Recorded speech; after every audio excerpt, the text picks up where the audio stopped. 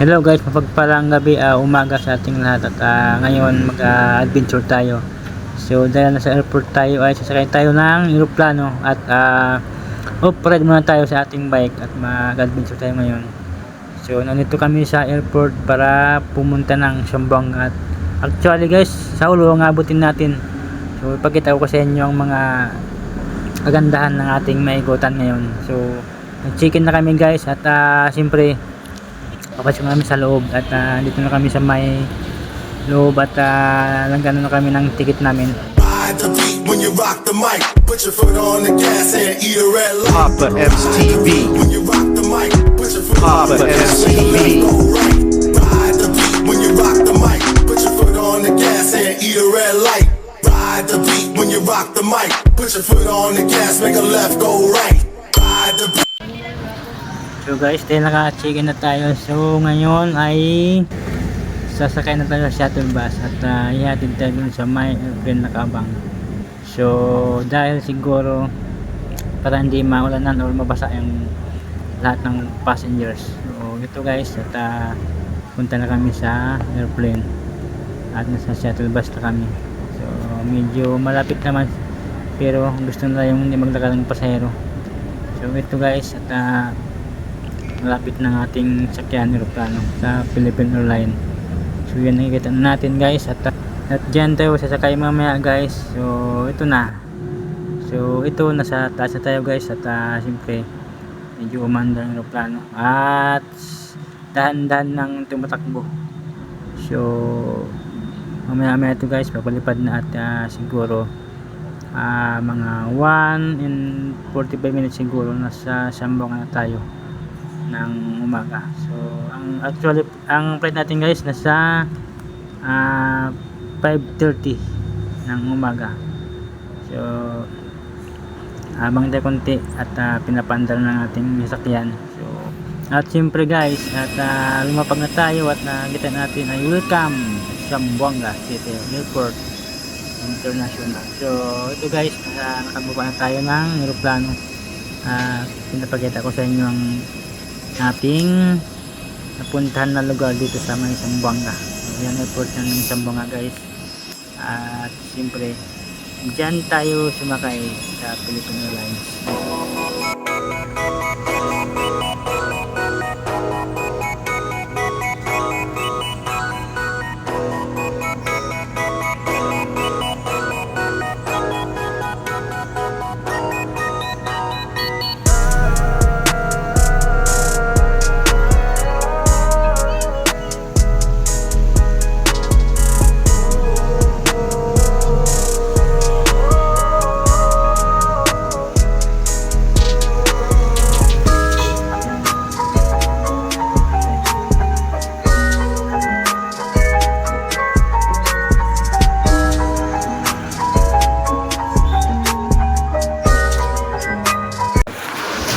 Hello guys, vacation time tayo ngayon. Zamboanga tayo, Boulevard, Shoe Boulevard to guys. So itong pasyalan ng mga tao paggabi. Pasyalan ng mga tao dito, Shoe Boulevard. So guys, ito yung kwan ng balkon ng Alison. So bali ngayon gabi sasakay tayo at punta tayo ng Hulo. So itong laki ng balkon nila. Ayan na. Ganda niya ng kwan dito. Bali, akit tayo dyan. Tapos, actually may ticket na tayo na ako na ng ticket kanina. At mag-kwan natin kanina sa Coast Guard na nagpalam tayo mag-vlog dito. So, itong kwan. Maraming mga pasayro. Ayan o. Ganun ka ano. So agad tayo dito, bali itong kan natin higdanan. Yan.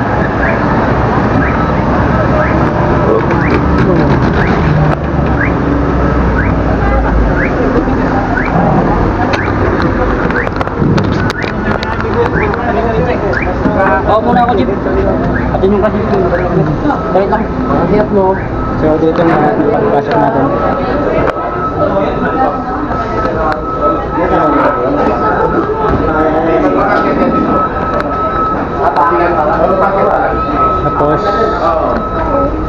Doon yung sarap.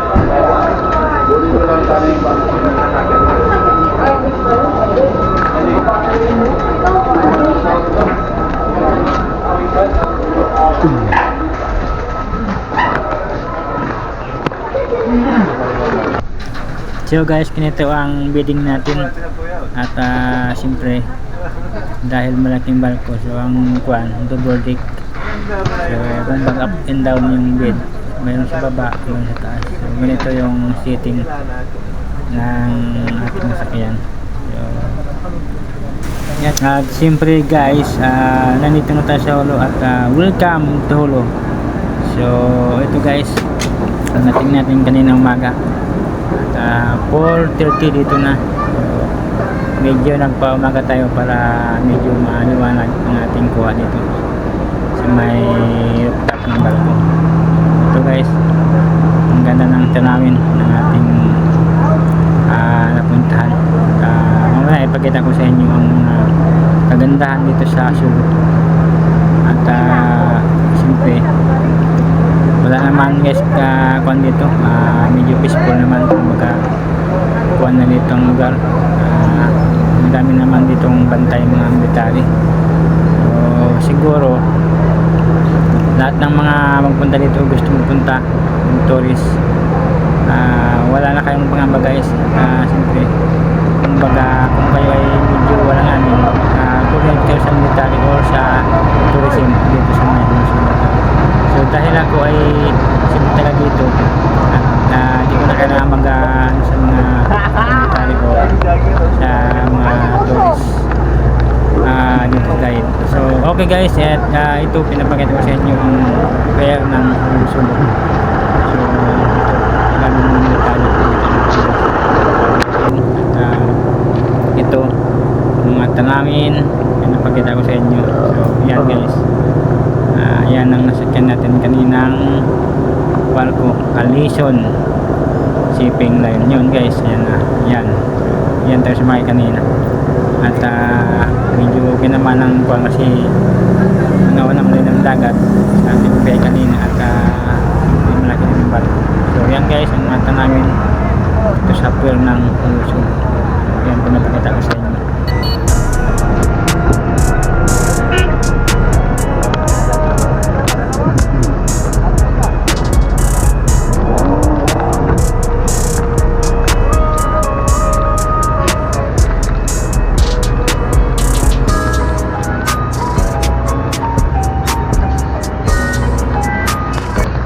Hello guys, nasa Holo tayo ngayon. Bali kasi natin ngayon. So tingnan natin ang gaganda nito ng Holo. At dami naman ito mga military. Medyo pa naman ito. Safety tayo dito.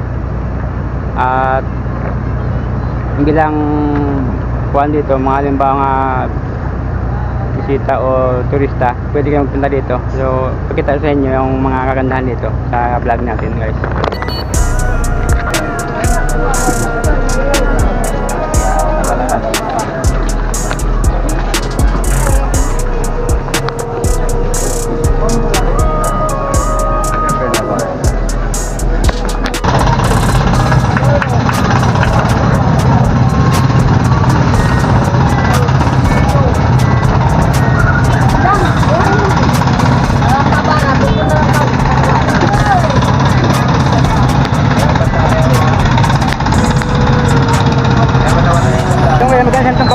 Malaki.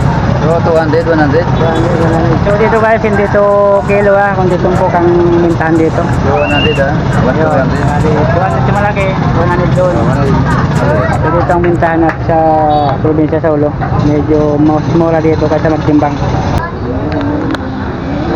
Lagi sa isang tumpok, 50. Ilang kabutang na dito? Kabutang? Ha?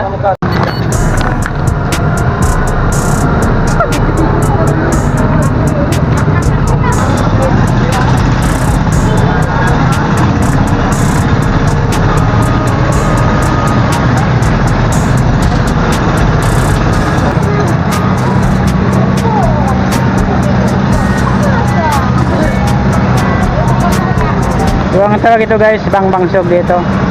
yung mga gawa dito sa Hulo. Ayan.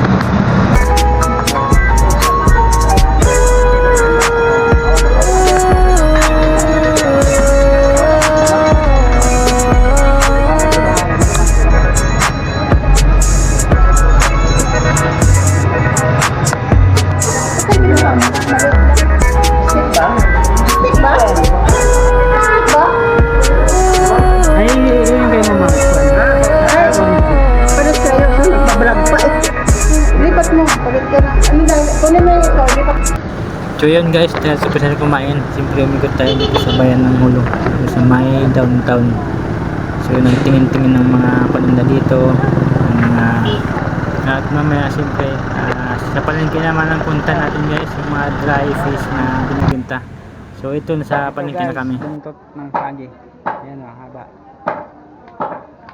So halo-halo mga daing dito sa Hulo to guys, palengke, dry public market. Ayan. So bawat ganito 150 isang kilo. Ganito kamura ang mga daing dito.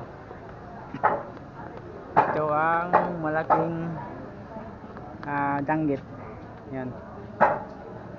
O labahita ang tawag dyan, at isang malaking kwan yan, ginawa daing. So ganyan guys ang paggawa ng kwan, labahita, daing. So yan mga langgit, yan mga dilis.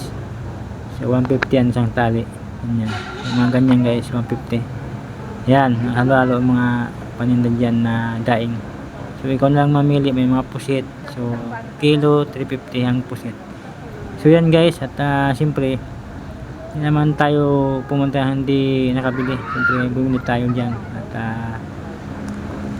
ang dami namin nabili, siguro mga 10 kilos. At dala natin pa uwi ng Manila. So yan guys ang ating napuntahan palengke sa Hulo sa dry fish market dyan sa mismo sa may Hulo. Daming guys ito guys. Ang guys ang ganto ng Hulo. Ito si dito ang sikad-sikad kung tawagin, ang lipidal lang. Yan o.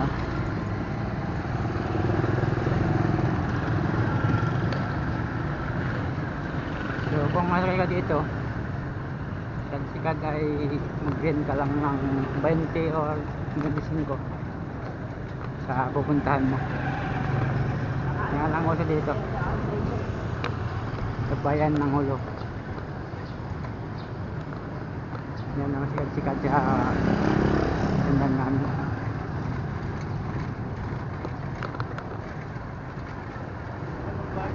Dito ang oras guys pagka madalian lang ano. So may mga motor dito sa car, kaso medyo pan din, mahal din ang singil.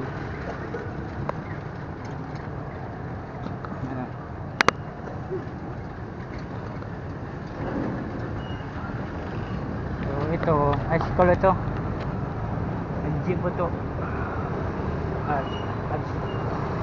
shot.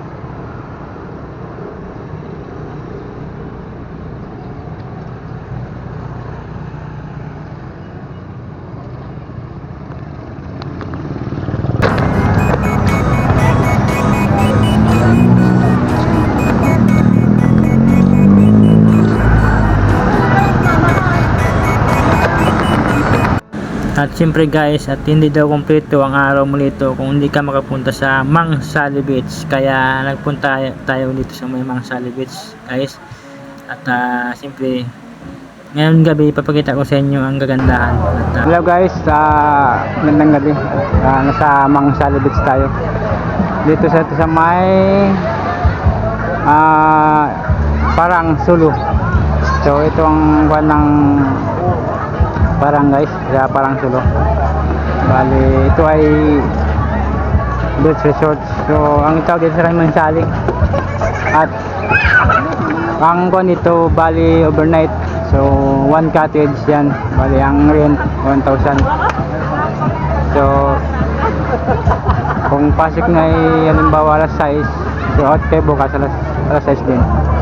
So maganda dito guys pagka halimbawa kan mag-resort beach kayo dito, bakasyon. At Bali, kuan na dito. Walk rate na yung bayad nyo guys. Sawa na kayo dito. So, ipakita ko sa inyo guys ang mga ganda dito ng mga buhangin pagka kung sa araw na. Ito kasi gabi ang kuha natin. So, bukas makita nyo yung gaganda nito ng ating buhangin dito sa may Mangsali Beach. Dito mamaya magmumukbang kami at halo-halo ang aming pagkain dito. Yun, inihaw na isda pusit. Yan. Yan. May lato. Isda lumahan. Yan. Mamaya magmumukbang kami. Halo-halo kami dito mamaya. Yan ang aming pagkain mamaya.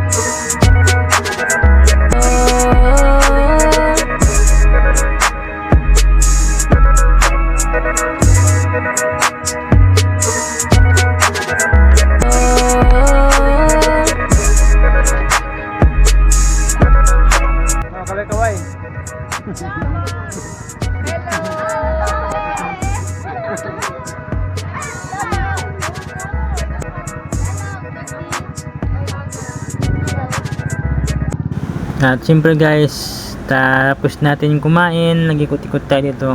May mga magandang tanawin. Kung gusto mag picture mayroon dyan mga ilaw-ilaw at siyempre remembrance para ikaw ay nakakapunta dito sa Mangsali Beach. Katunayan yan, pwede ka mag picture yan, selfie. Ang dami guys, actually mga light yan maganda. So pagkikita ko rin sa inyo lahat yan, ganda rin yung mga ilaw, color yan, mga ganyan. Actually kahit hindi pa Pasko, doon sa Mangsali Beach yan, nagpailaw sila, parang Pasko din ang dating. So ganyan guys ang sitting doon sa Mangsali Beach paggabi. Kaya siguro gusto ng mga swimming or night swimming ay gabi magpunta. Yan, tulad yan, ang tulay niyan dyan, may mga ilaw din. So maganda rin ang pagka sit up guys ng kuwan dito sa Mangsali Beach. Yan guys, gabi ang kinunan ko. Siyempre sa araw ipakita ko rin sa inyo ang kagandahan ng ating napunta dito sa beach na to. So kung pwede naman kayo magkuhan dito guys, kung sakali mga tourist or bibisita yan guys. At sige, umaga na yung mga toy kuhan dyan, swimming. At hindi ko rin sure kung ang sabi lang, pero hindi ako nag 100 daw per head dyan para pwede na mag swim dyan. So yan guys.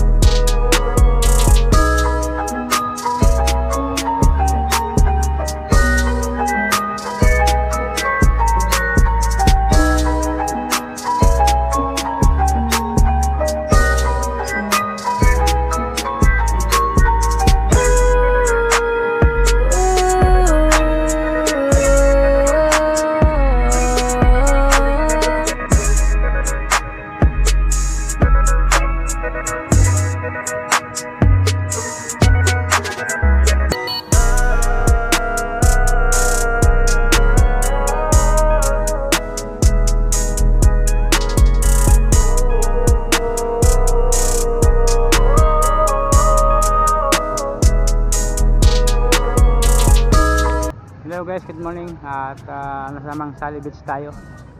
Dito sa Parang Sulu to guys. So ito yung kagandahan dito. Puti kasi ang buhangin dito guys, yung pag swimming dito. Magandang buhangin. Pakita ko sa inyo yung buhangin. Wet sand. Yan o. Ito yung buhangin dito.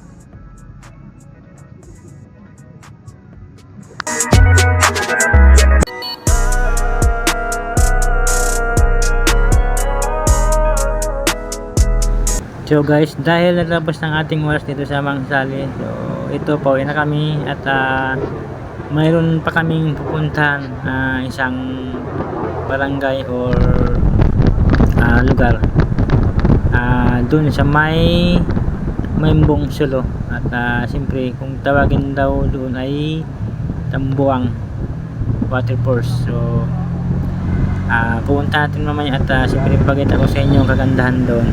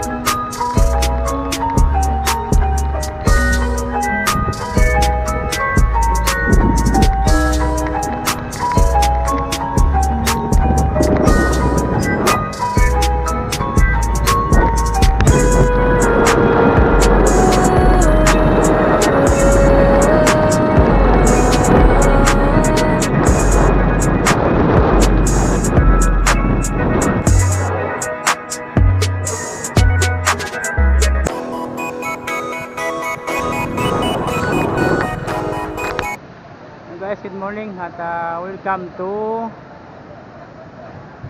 Membong Sulu, waterfalls to ng Membong dito sa barangay Membong. So maganda ang dito guys, paliguan.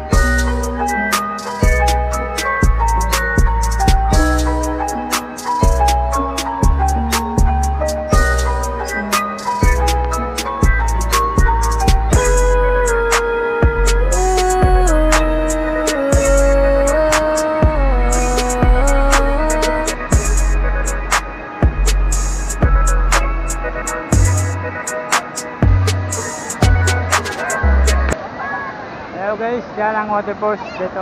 Yan o. Daming tao. Ayun mga naliligo dito. Yan o. Ganda ng ano ito. View. Liguan.